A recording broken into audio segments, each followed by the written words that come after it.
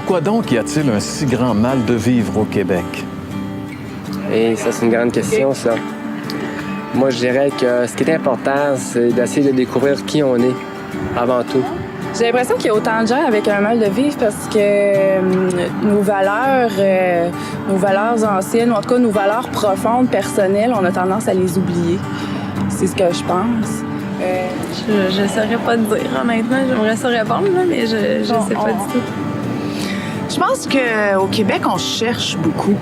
Je pense qu'il y a une espèce de questionnement identitaire fondamental, que ce soit culturel, que ce soit religieux. Je pense qu'on a balayé complètement la question spirituelle. Je pense que l'être humain est fondamentalement spirituel. Puis tant qu'on n'aura pas ressaisi ça, des questions qu'on ne pourra pas régler en dedans de nous. Ah, je savais pas qu'il y avait tant de monde que ça qui avait le mal de vivre. C'est généralisé avec tout ce qui se passe, là, les guerres, la pollution, le gaspillage de l'eau, de l'air.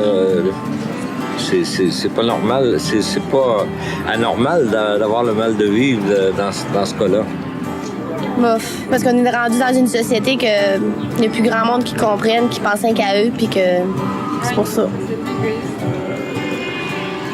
On vit trop matériellement.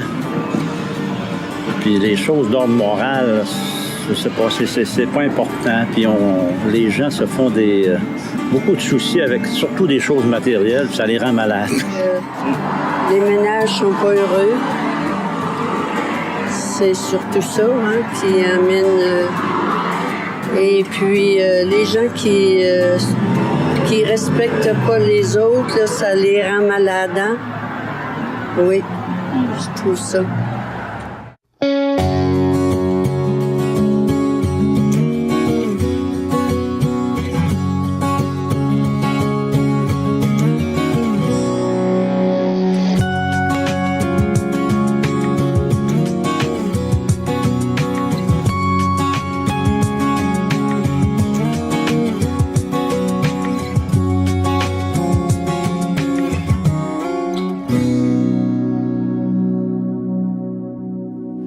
Bonjour à vous tous et re-bienvenue à l'émission L'heure de la bonne nouvelle.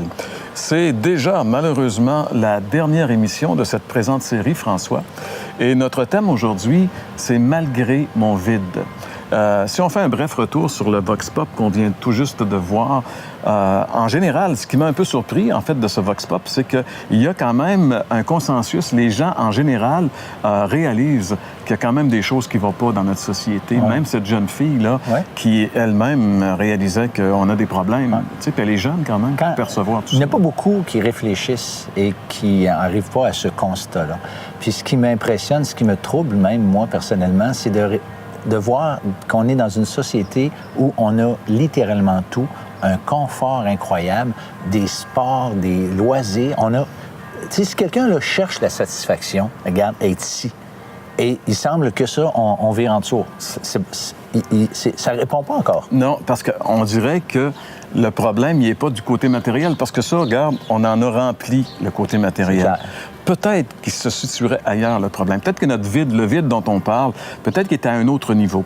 Et c'est justement, on va essayer de saisir où est ce vide au cours de cette émission.